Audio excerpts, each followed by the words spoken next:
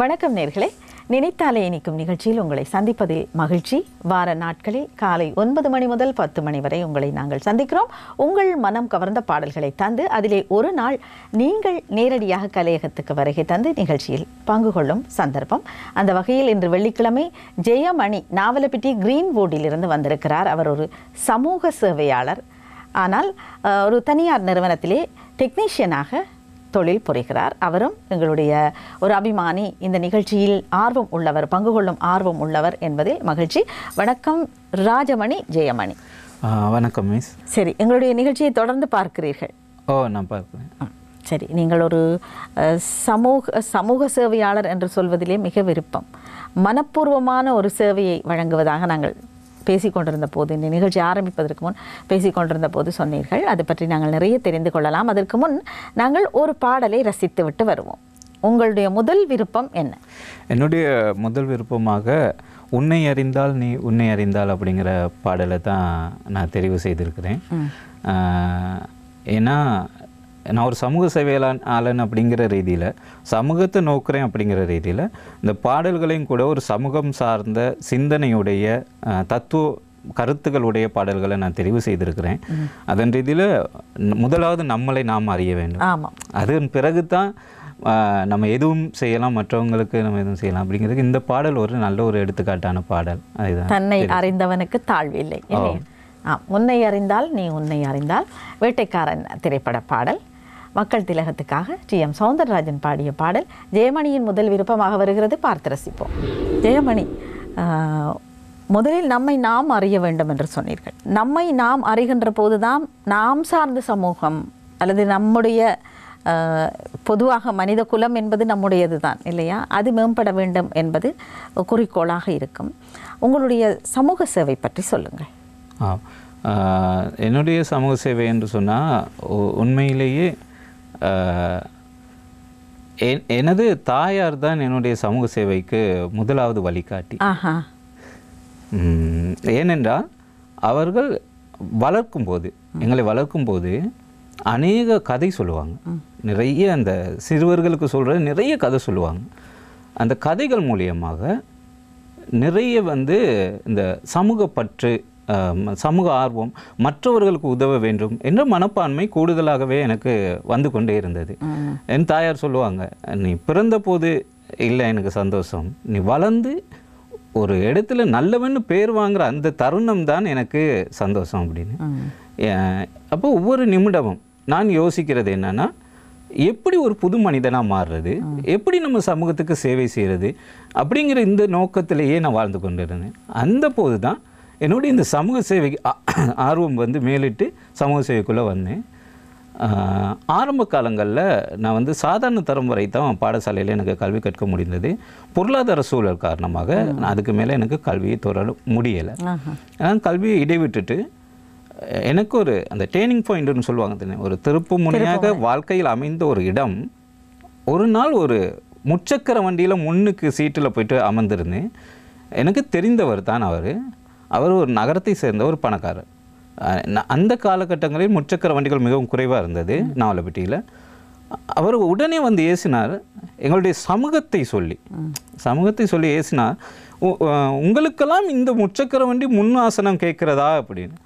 அந்த நேரத்தில் நான் சொல்லிட்டு இறங்கினேன், எனக்கு முன்னாசனம் இல்லை, எனக்கு இன்ஜினியே கலட்டி செய்ய தெரியும் அப்படின்னு. ஆனால் உண்மையிலே அந்த நேரம் நான் டெக்னீஷியன் கிடையாது. நான் டெக்னீஷியன் ஆகிறதுக்கு அதுவும் ஒரு காரணம். ஆனால் இறங்கின பிற்பாடு எனக்கு ரொம்ப வேதனையாக இருந்தது. அதன் பிறகு தான் நான் கற்றுக்கொள்ள தொடங்கினேன். அதிகமாக கற்றுக்கிட்டேன். அதாவது சமூக சேவை சார்ந்து கற்றுக்கணும் அப்படிங்கிற ஒரு ஆர்வம் வரும்போது நான் கேள்விப்பட்டேன், சத்யோதயம் அப்படிங்கிற ஒரு நிறுவனம் இருக்கிறதாகவும் அதில் அந்த மாதிரியான பயிற்சிகள் கொடுக்கப்படுறதாகவும் கேள்விப்பட்டேன். அதுக்கு பிறகு அந்த இடத்துல நான் அவர்களோட ஜாயின்ட் ஆகி அங்கே போயிட்டு தலைமைத்துவ சான்றிதழ் பாடநெறி, டிப்ளமோ பாடநெறி இதுகளை நான் நிறைவு செய்தேன். அந்த தலைமைத்துவ பாடநெறி தான் என்னைய ஒரு தலைவனாக சமூகத்தில் இனங்காட்டுனுச்சு, மாற்றுனுச்சு. பார்த்தீர்களா? சொல்லுவார்கள், அதாவது நமக்கு தொல்லை செய்கிறார்கள், நமக்கு துன்பம் தருகிறார்கள் என்று சொன்னால் அவர்களை நாங்கள் ஒதுக்கிவிடக்கூடாது. ஏனென்றால் அவர்கள் மூலமாக இந்த பிரபஞ்சம் நமக்கு ஒரு நல்ல வழியை காட்டுகிறது, நமக்கு ஒரு நல்ல ஒரு உயர்ந்த ஸ்தானத்தை தருகிறது. அது உங்கள் அளவில் சரியாக போய்விட்டது இல்லையா? அவர் சொன்ன அந்த ஒரு வார்த்தை, அந்த வார்த்தை தான் இதுவரைக்கும் என்னை கற்றுக்கொள்வதில் ஆர்வம் செலுத்துகிறேன். அதாவது இன்றும் நான் கற்றுக்கொண்டே இருக்கிறேன். சரி, இன்னும் பேசுவோம். நாங்கள் ஒரு பாடலை கேட்டுவிட்டு. நிச்சயமாக. என்ன பாடல்? அடுத்த பாடல் வந்து எங்களுக்கும் காலம் வரும், காலம் வந்தால் நேரம் வரும், அந்த வாழ்வு வரும் அப்படிங்கிற அந்த பாடல். அதில் பாருங்க, வாழ்வு வந்தால் மற்றவரையும் வாழ வைப்போம் அப்படிங்கிறார். அந்த வரி மிகவும் அருமையான ஒரு வரி, எனக்கு இந்த பாடலில் பிடித்த ஒரு வரி. ஆமாம், பாசமலர் திரைப்படத்தில் இடம்பெற்ற பாடல். வாழ்வு வந்தால் அனைவரையும் வாழ வைப்போமே. டி.எம். சௌந்தரராஜன், எல்லாரும் ஈஸ்வரி குழுவினர், பி. சுசீலா எல்லோரும் பாடியிருக்கிறார்கள். நடிகர் திலகம் சிவாஜி கணேசன், சாவித்திரி இந்த பாடல் காட்சியிலே வருகிறார்கள். பார்த்து ரசிப்போம்.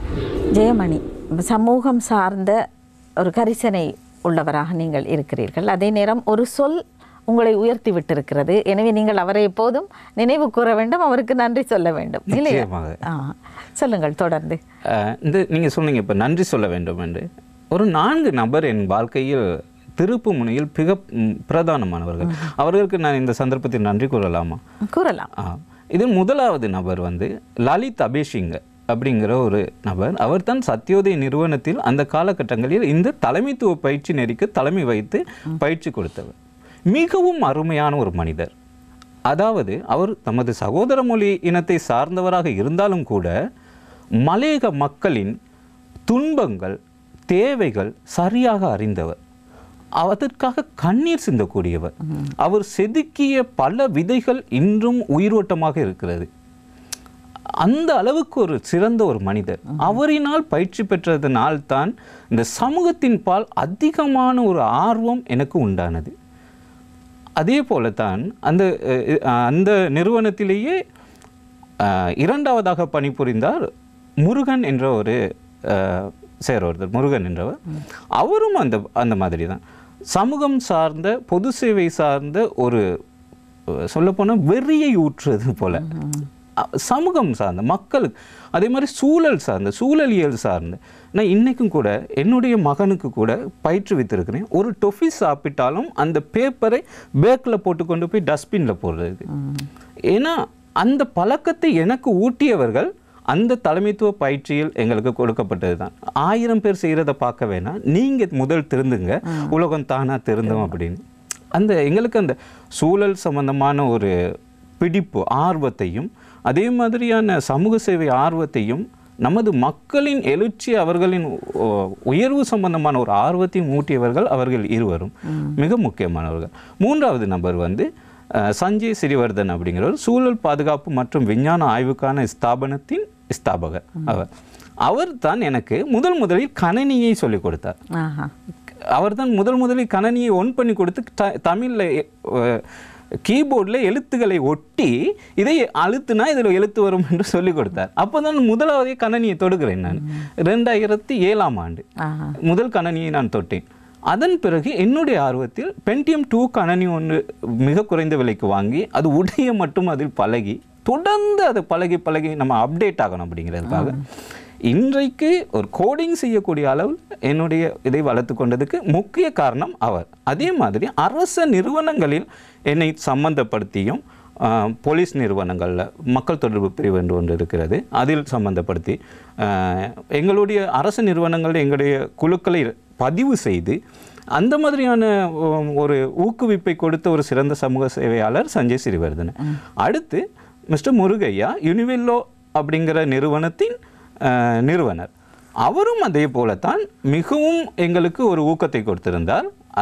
எனக்கு மலையகம் சார்ந்த, அதாவது நம் மக்கள் சார்ந்த வரலாற்றை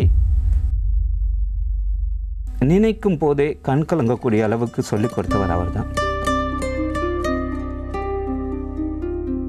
சரி, அவருக்கும் இந்த தருணத்தில் நன்றி செய்கிறேன். சரி, நாங்கள் இன்னொரு பாடலை ரசிப்போம். சரிதானே?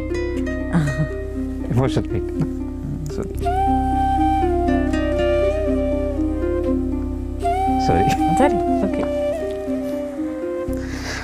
அடுத்து எனது பாடலாக கண் போன போக்கிலே அந்த பாடலை பாடுவோம்.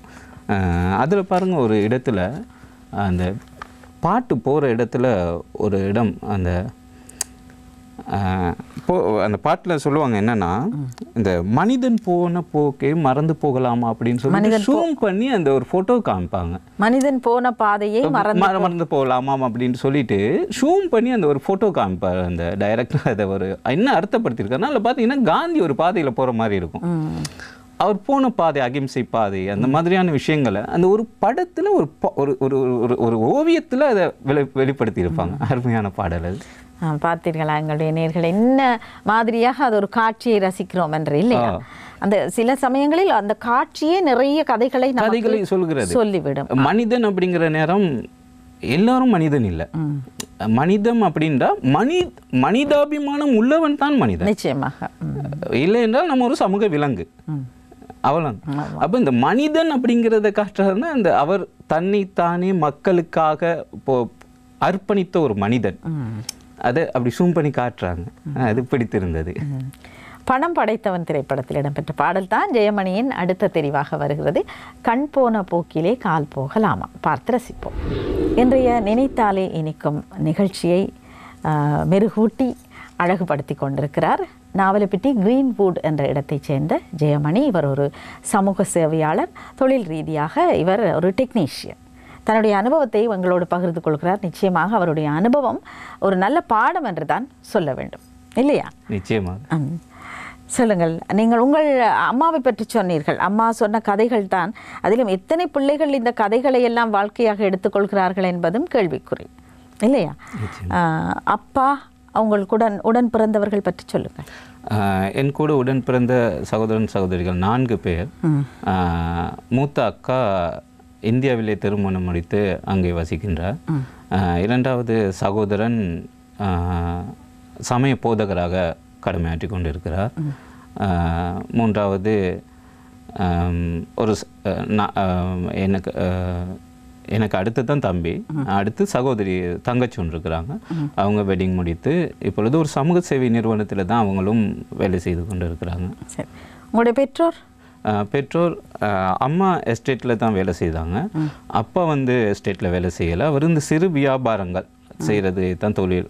ஊர்களுக்கு கொண்டு போய்ட்டு சின்ன சின்ன பொருட்களை விற்கிறது, வியாபாரம் தான் அவருடைய தொழிலாகவே இருந்தது. இதுவரைக்கும் அதுதான் செய்து கொண்டு இருக்கிறாரு. இன்றைக்கு அம்மாவுக்கும் அப்பாவுக்கும் 75 வயதுகள் தாண்டி 76 77 வயதுகள் ஆகிறது. கடவுள் உண்மையிலே நல்ல ஆரோக்கியமாக வைத்திருக்கிறாங்க. அதுக்கு கடவுளுக்கும் நன்றி. ஆரோக்கியமாக இருக்கிறாங்க. இன்றைக்கும் அம்மா எங்களோட தனிமையாக இருக்கும்போது இந்த மாதிரி கதைகள், இந்த மாதிரியான நல்ல விஷயங்களை நாங்கள் பகிர்ந்து கொள்வோம். இதுதான் எங்களுடைய அழகான குடும்பம். பேர பிள்ளைகளுக்கும் கதை சொல்லுவார். நிச்சயமாக. உங்களுடைய குழந்தைகள் 2 பேர். ஒருவருக்கு இப்பொழுது 6 வயது. அவர் 1ஆம் தரம் படிக்கிறார். அவர் ஆங்கில தனியார் பாடசாலையில் ஆங்கில மொழி கல்வி கற்கின்றார். 2வது இப்பொழுது 1 வயது போன 11ஆம் மாதம் தான் 1 வயதானது பூர்த்தியானது. 1 வயது குழந்தை ஒன்று இருக்கிறது. எனது துணைவி எனது வீட்டின் அருகிலேயே நாங்கள் காதல் திருமணம். 10 வருடங்கள் காதலித்தோம். வீட்டில் கொஞ்சம் பிரச்சனைகள் இருந்தது. இருந்தாலும் நான் ஒரு சமூக சேவையாளன், மக்களுக்கு ஒரு எடுத்துக்காட்டாக இருக்கிற ஒரு மனுஷன் தவறிடக்கூடாது அப்படிங்கிறதுல ஒரு குறியாக இருந்தேன்.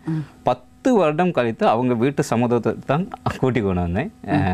அந்த மாதிரி கூட்டிக்கிட்டு போகவோ அப்படி எதுவும் இல்லை. 10 வருஷம் பொறுமையாக இருந்து காத்திருந்து திருமணம் பிடித்தவர் தான். உண்மைக்குமே என்னுடைய வாழ்க்கையின் உயர்வுக்கும் நிறைய சந்தர்ப்பங்களில் உறுதுணையாக இருக்கிறது என்னுடைய மனைவி. நிச்சயமாக நல்ல ஒரு புரிந்துணர்வு உள்ள ஒரு மனைவி. சரி, அடுத்து என்ன பாடல்? ஒளிமயமான எதிர்காலம் அப்படிங்கிற பொருத்தமான பாடல். அந்த பாடலை கேட்க விரும்புகிறேன். அதில் ஏதாவது குறிப்பிட்டு சொல்லக்கூடிய விஷயம் இருக்கிறதா அந்த பாடலில்? அப்படின்ட்டு இல்லை, ஆனால் அதுண்ட முழுமையான அந்த பாடலே ஒரு, அதாவது அந்த பாடல் நான் அடிக்கடி சில சந்தர்ப்பங்களில் வாயில் உச்சரிக்கிறது உண்டு. காரணம் என்னென்னா மோட்டிவேஷன். அந்த ஒரு மோட்டிவேஷனான ஒரு பாடல் அது. ஏதாவது ஒரு காரியங்கள் நம்ம செய்யும் போது எதிர்காலத்தை குறித்து ஒரு தரிசனம் நமக்கு உண்டாகும். அந்த நேரத்தில் நீங்கள் பார்த்தீங்கன்னு சொன்னால் இந்த பாடல் அந்த தன்னாகவே வரும். ஒளிமயமான எதிர்காலம் என் உள்ளத்தில் தெரிகிறது அப்படிங்கிற அந்த வார்த்தைகள் வரும். உண்மைதான். சில பாடல்கள் எங்களுக்குள் ஒரு உத்வேகத்தை, ஒரு புத்துணர்ச்சியை ஏற்படுத்தும் பாடல்களாக இருக்கும். சரி, பார்த்து ரசிப்போம். ஒளிமயமான எதிர்காலம் என் உள்ளத்தில் தெரிகிறது. ஜெயமணியின் விருப்பமாக வருகிறது. சொல்லுங்கள் ஜெயமணி, வேறு என்ன உங்களுடைய பொழுதுபோக்கு? பாட முடியுமா உங்களுக்கு? கலை இலக்கியங்களில் எப்படி ஆர்வம்? எனக்கு பாடல் அப்படிங்கும்போது பெரிய அளவில் அந்த பாட முடியாது. அப்படி பாடுறது இல்லை, சும்மா முணுமுணுக்கிறதே தவிர பாடல்கள் அந்த தாள ராகங்களோட பாட எனக்கு வராது. மற்ற விடயங்களில் நடிப்பில் ஆர்வம் இருக்குது. நான் சில மேடை நாடகங்களும் நடித்து இருக்கிறேன். பெயர் போன அளவில் இல்லை, சாதாரணமான விஷயங்களில் அது நடித்திருக்கிறேன். அதாவது உங்கள் ஊரில் அந்த மாதிரி திருவிழா காலங்களிலா அல்லது ப்ரோக்ராம்ஸ் நிறைய. இப்போ நாங்கள் சமூக சேவையாளர் அப்படிங்கிற ரீதியில் நிறைய ப்ரோக்ராம்ஸ் அரேஞ்ச் பண்ணுவோம். பயிற்றுவிக்கிறது, வீதி நாடகங்கள்லாம் பயிற்றுவித்திருக்கிறோம்.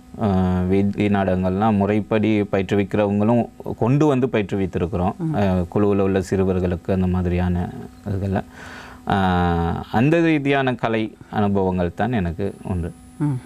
எழுதுவதில்லை. நான் கட்டுரைகள் எழுதி அது முதலாம் இடம் பெற்றிருக்கிறது மற்றவர்களுக்கு கொடுத்து, அதாவது வந்து கேட்கிறார்கள் தானே. அந்த மாதிரி நான் ஒரு காலங்களில் 2 கட்டுரைகள் முதலாம் இடம் பெற்றிருந்தது. ஆனால் எனக்கு அது சேரவில்லை, அந்த எழுதியவர்களுக்கு தான் அது சேர்ந்தது. அப்படி கட்டுரைகள், கவிதைகள் எழுதியிருக்கிறேன்.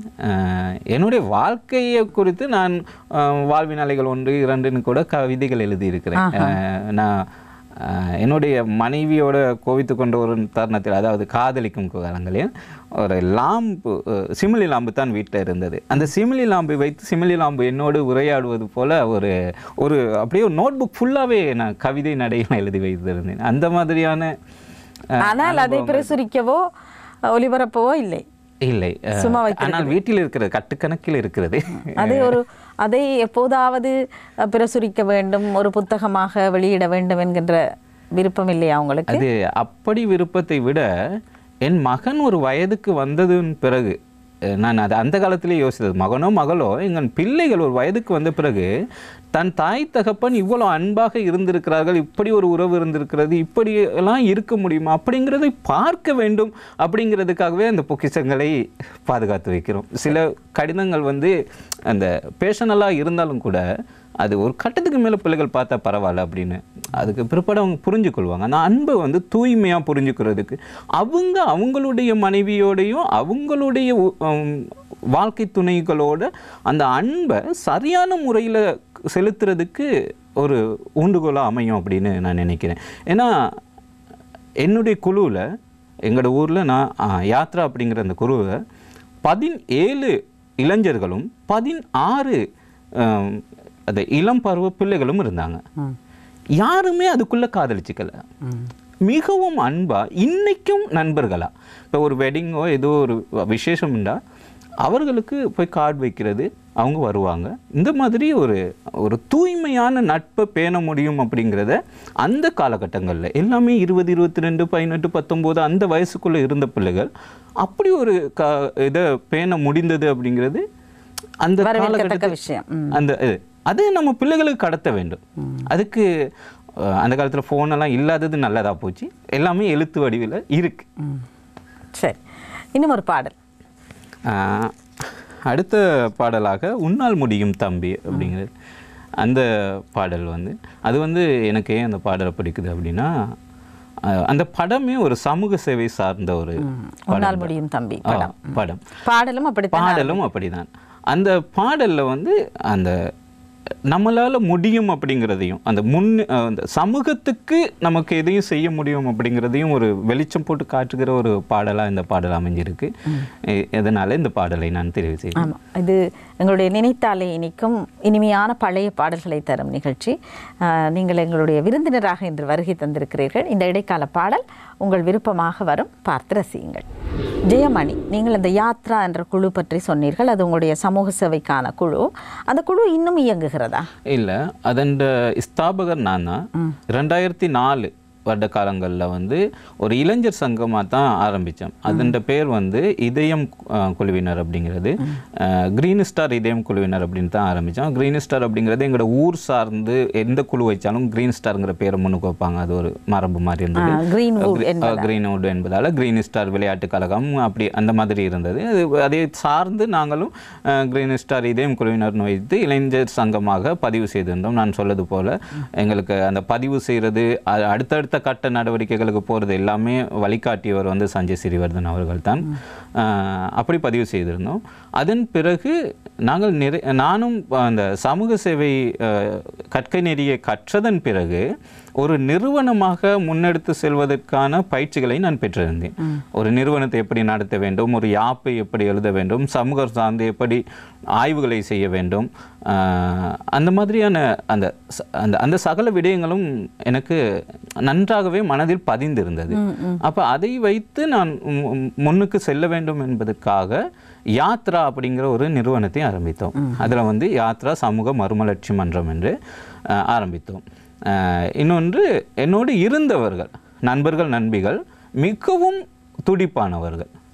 சில நேரங்களில் சில செயல்களுக்கு செய்ய முடியாத பட்சத்தில் அழுது விடுவார்கள். அந்த அளவுக்கு, அதாவது சமூகத்தில் மற்றவர்களுக்கு ஒரு உதவி செய்ய முடியாத பட்சத்தில் அழுகக்கூடிய அளவுக்கு இருந்தார்கள். அப்போ அவர்கள் இருந்தனால அவங்க எல்லாரையும் சேர்த்து யாத்ரா என்ற ஒரு நிறுவனத்தை ஆரம்பித்தோம். நான் ஆரம்பித்து கிரீன்வுட்டை விட்டு வெளியில் வந்து பஸ்பாகி கோரல் அப்படிங்கிற அந்த பிரதேசம் முழுவதுமாக இயங்க ஆரம்பித்தோம். அப்படி இயங்குகிற நேரங்களில் நிறைய ப்ரோக்ராம் செஞ்சோம். யாத்ராவில் நாங்கள் செய்த ஒரு பெரிய ஒரு எக்ஸிபிஷன், நாவலை பற்றிய வரலாற்றில் இதுவரையும் அந்த மாதிரி யாரும் பெரிய எக்ஸிபிஷன் செய்ததில்லை. அந்த மாதிரியான ஒரு எக்ஸிபிஷன் செஞ்சோம். 3 நாள் செய்தோம். 3வது நாள் கிட்டத்தட்ட ஒரு 1.5 கிலோமீட்டர் நீளத்துக்கு போலிங்கில் நின்றாங்க பிள்ளைகள் அந்த எக்ஸிபிஷன் பார்க்க வர்றதுக்கு. அவ்வளோ பெரிய ஒரு வெற்றி, மிகப்பெரிய வெற்றி. அந்த வெற்றியின் பிறகு அதிகமான கேள்வி வர துவங்கியது. எங்கள் ஸ்கூலுக்கு வந்து இதை செய்யுங்க, எங்களுக்கு இதை செய்து தாங்க, எங்களுக்கு இதை செய்து தாங்க, எங்களுக்கு இந்த மோட்டிவேஷன் இதுகளை சொல்கிறதுக்கு உங்களோட குழுவால் வாங்க, இந்த மாதிரி நிறைய விஷயங்கள் வரும்போது எங்களுக்கு அது முடியாத சூழ்நிலை ஏற்பட்டது. பொருளாதார சிக்கல். நாங்கள் எல்லாருமே அந்த காலகட்டங்களில் பிள்ளைகள் எல்லாம் படித்து முடித்து கொண்டிருந்தவர்கள், படித்து முடிச்சுட்டு வேலைக்கு போக. அப்படி உங்களிடம் கேள்வியை முன்வைக்கிறவர்கள் குறித்த ஒரு தொகையை தந்து உதவ முன்வரவில்லையா? இல்லை, உண்மையிலே சொல்ல போனால் நீங்கள் பார்ப்பீங்கன்னா நாவலை பற்றியும் நாவலை பற்றிய அன்றைய பிரதேசங்களில் இருக்கிற மலையகத்தை சார்ந்த பாடசாலைகள் அப்படிங்கிறது மிகவும் பின்தங்கிய பாடசாலைகள். அவர்களிடம் ஒரு தொகையை வாங்கும் அளவுக்கு மனதே வராது. முதலாவது அது அவங்ககிட்ட போயிட்டு ஒரு தொகை நீங்கள் இவ்வளோ தாங்க நான் இதை செய்கிறேன்னு கேட்கவும் முடியாது. முடிந்தால் அவர்களுக்கு தான் நம்ம செய்யணும் அப்படிங்கிற அந்த மனநிலை தான் வரும். அப்படியான சூழ்நிலையில் அவர்களின் விண்ணப்பங்களை ஏற்று நாம் செலவழித்துத்தான் போக வேண்டி வருமே தவிர, குழுவினர்கள் காசு சேர்த்து அந்த மாதிரி தான் செய்ய முடிந்ததே தவிர எங்களுக்கு ஊக்குவிப்புகள் எந்த இடத்திலும் வேறு விதத்தில் பண ரீதியில் வரவில்லை. ஏனென்றால் அது உங்களுடைய சுயமான, அதாவது ஒரு மனித உழைப்பாக இருந்தால் நீங்கள் அதை செய்யலாம். ஆனால் நீங்கள் கண்காட்சி போன்றவை நடத்துவதற்கு அதற்கு தேவையான பொருட்கள் வாங்க வேண்டும், பண்டங்கள் தேவைப்படும், அதற்கான செலவு. கண்காட்சியை பொறுத்தவரையில் உண்மையிலே கண்காட்சிக்கு பிரதானமாக ஏற்பாட்டு குழுவில் பிரதானிகளாக இருந்தது வந்து நானும் மிஸ்டர் கோவிந்தராஜ் அப்படிங்கிறவரும் தான் இருந்தோம். உண்மையிலே அவர் சொல்லணும், அவருக்கு அரசு ரீதியான சில நிறுவனங்களில் தொடர்புகள் இருந்தது. அவர் ஒரு சிறந்த சமூக சேவையாளர் கோவிந்தராஜ் அவர்கள் வந்து உண்மையிலே அந்த என்ன சொல்கிறது, இந்த எதிர்பார்க்காத சமூக சேவை செய்யக்கூடியவர். அவர் வந்து அந்த அரசாங்கத்தில் உள்ள வைத்தியசாலைகளில் சில அந்த காசநோய் பிரிவு, HIV எய்ட்ஸ் பிரிவு, இந்த மாதிரியான பிரிவுகளில் அவர் வாலண்டியராக, தொண்டராக பணிபுரிந்து கொண்டிருந்தார். அதனால் அந்த பகுதி அவர்களை நாங்கள் தொடர்பு கொண்டு உங்களுடைய கண்காட்சியை எங்களுடைய கண்காட்சி இதில் வையுங்கள். அப்போ அவர்கள் ரொம்ப சந்தோஷப்பட்டாங்க. நாங்கள் தேடி போயிட்டு மற்றவங்களுக்கு ட்ரைனிங் கொடுக்குறதுக்கு இது பண்ணுவோம், நீங்கள் ஒரு இடம் கொடுக்குறீங்க, நாங்கள் கட்டாயம் வரோம் அப்படின்னு சொல்லிட்டு. இப்போ HIV எய்ட்ஸ் அந்த யூனிட்டில் கேண்டியில் உள்ளதுன்னா அவங்க லெட்டர் வைஸு கொடுத்தாங்க எங்களுக்கு. நீங்கள் போங்க, நாங்கள் வந்து ஒரு டாக்டர்ஸ் ஒரு நேர்ஸ் வந்து நாங்களே இருந்து அந்த கண்காட்சியில் அந்த ஒரு யூனிட்டை பாரம் எடுக்கிறோம் அப்படின்னு. அதே மாதிரி புகையிலை சார்ந்த இது சார்ந்த அந்த அவர்களை தொடர்பு கொண்டோம். அவர்களும் ஒரு பிரிவை பாரம் எடுத்தார்கள். காசநோய் சம்பந்தமான அவர்களும் ஒரு பிரிவை பாரம் எடுத்தார்கள். எங்களுக்கு மிக குறைவாக சூழலியல் மற்றது பொது சேவைகள் சம்பந்தமான ஆகிய இதுகள் தான் இருந்தது. அதுவும் எங்களிடம் இருந்த 30 அங்கத்தவர்களுக்கு ஒவ்வொருவருக்கும் பிரித்து ஒன்றை கொடுத்ததும் அது சம்பூர்ணமாகவே நிறைந்து விட்டது. இப்படி தான் அந்த சமூக சேவை இது நடந்தது. பொருள் தேவை நிறைய இருந்தது. 3 நாள் 30 பேர் சாப்பிட வேண்டும். நாங்கள் ஆண்கள் அங்கே தங்கியிருந்தோம், பெண்கள் போயிட்டு வருவாங்க. இந்த பொருள் தேவைக்கெல்லாம் அவ்வளோ எழுதினோம். ஒரு தாளில் எழுதி சில கடைகள் அந்த மாதிரி இடங்களுக்கு போயிட்டு நாங்கள் காட்டணும், உங்களுக்கு முடிந்ததை இதில் தாங்க அப்படின்னு. அப்போ சீனி கூட எழுதிடும், நெருப்பட்டி அப்படின்னு எழுதியிருந்தோம், தீப்பெட்டி அப்படின்ட்டு எழுதியிருந்தோம். அப்போ அவங்க அந்த இடத்துல இது தரேன்ட்டு மார்க் பண்ணிக்கிறாங்க. அப்போ அந்த செலவுகளும் எங்களுக்கு அப்படி கவர் பண்ணக்கூடியதாக இருந்தது. சரி, அடுத்த பாடல் என்ன? நல்லவர்க்கெல்லாம் சாட்சிகள் ஒன்று மனசாட்சி. அந்த பாடல் தான் இது. அந்த பாடலும் ஒரு இந்த சமூக சேவை சார்ந்த மனநிலை உள்ளவர்களுக்கு ஒரு சிறந்த ஒரு பாடல். எந்த இடத்திலும் உயர்ந்த எண்ணங்கள் கொண்டவர்கள் தாழ்ந்து விடுவதில்லை. அந்த மாதிரி வரிகள் எல்லாம் ரொம்ப எனக்கு பிடித்திருக்கும். அந்த பாடல் முழுமையாகவே நான் ரசிக்கிற ஒரு பாடல். தவறியும் வானம் மண்ணில் விழுவதில்லையே. இல்லையா? தவறுக்கு துணிந்த மனிதன் அழுவதில்லை. அது நான் யோசிப்பேன், அந்த வார்த்தை ஏன் சொல்றாங்க அப்படின்னா, தவறியும் வானம்னா வானம் மண்ணில் விழுகிறதுல இந்த உயர்ந்த மனிதர்கள் அப்படி உருவகப்படுத்தி சொல்லப்படுகிறது. அந்த மாதிரி நல்ல பாடல் ஒன்று. சரி, பார்த்து ரசிப்போம். நல்லவர்க்கெல்லாம் சாட்சிகள் 2, ஒன்று மனசாட்சி. இவ்வளவு நேரம் ஜெயமணி, நீங்கள் உணர்வு பூர்வமான பல விடயங்களை பகிர்ந்து கொண்டீர்கள் உங்களுடைய அந்த சமூக சேவை சார்ந்து. இப்போது சொல்லுங்கள், உங்களுடைய பொழுதுபோக்குகளிலே நிச்சயம் சினிமாவுக்கு இடம் இருக்கிறது, அதிலும் அர்த்தமுள்ள பாடல்களை தெரிவு செய்திருக்கிறீர்கள். சினிமாவை பொறுத்தவரையில் உங்களுக்கு பிடித்தமான நாயகன், நாயகி, பாடகர், பாடகி, இசையமைப்பாளர் பற்றி சொல்லுங்கள். நிச்சயமாக எனக்கு பிடித்த ஒரு நடிகர் அப்படின்றது சொன்னால் அது சமுத்திரகனி தான். ஏனென்றால் ஒரு சிறந்த சமூக செய்திகளை அவர் கொடுப்பார். மற்ற படங்களை பார்க்கும்போது என்டர்டெயின்மெண்ட்டாக பார்க்கலாம், இவருடைய படங்களை பார்க்கும்போது உணர்வு ரீதியாக பார்க்கலாம். நிச்சயமாக. நீ பிச்சை எடுத்த வருமானம் வரும்னு காட்டிட்ட, அவங்க குப்பையை பொறுக்குங்க வருமானம் வரும்ன்றாங்க. ஆக மொத்தத்தில் விவசாயத்தை தவிர வேறு எது பண்ணாலும் வருமானம் வரும் போல். அதனால் அவருடைய படங்கள் எனக்கு ரொம்ப பிடிக்கும். சரி, இப்போது இன்னொரு பாடல் பார்த்து ரசிப்போம். நினைப்பதெல்லாம் நடந்து விட்டால் அந்த பாடல், அது உண்மையிலேயே என்னுடைய வாழ்க்கையில் நிறைய இடங்களில் நான் அந்த பாடலை குறித்து நான் அசை போடுவது உண்டு. ஏனென்றால் நிறைய தோல்விகள், ஒவ்வொரு தோல்வியும் நான் தோல்வி என்று அதை எடுப்பதில்லை, ஒவ்வொன்றும் பாடமாக எடுத்தாலும் கூட நான் இந்த வசனத்தை நான் நினைத்து கொள்வேன், நினைப்பதெல்லாம் நடந்து விட்டால் இறைவன் தேவையில்லை அப்படின்னு சொல்லி அந்த பாடல் ரொம்பவும் பிடிக்கும். அந்த பாடலை இப்போது நாங்கள் பார்த்து ரசிப்போம். நினைப்பதெல்லாம் நடந்து விட்டால் தெய்வம் ஏதுமில்லை, நடந்ததையே நினைத்திருந்தால் அமைதி என்றும் பார்த்து ரசிப்போம். எங்களுடைய விருந்தினரை இன்றும் நாங்கள் அன்பளிப்பு தந்து கௌரவிக்கிறோம். ஹேமாஸ் தயாரிப்பு, விவ்யா தயாரிப்புகள், அதாவது சரும பராமரிப்பு அழகு சாதனங்கள் 7000 ரூபாய் பெறுமதியான பொதியினை நாங்கள் எங்களுடைய விருந்தினருக்கு அன்பளிப்பாக வழங்குகிறோம்.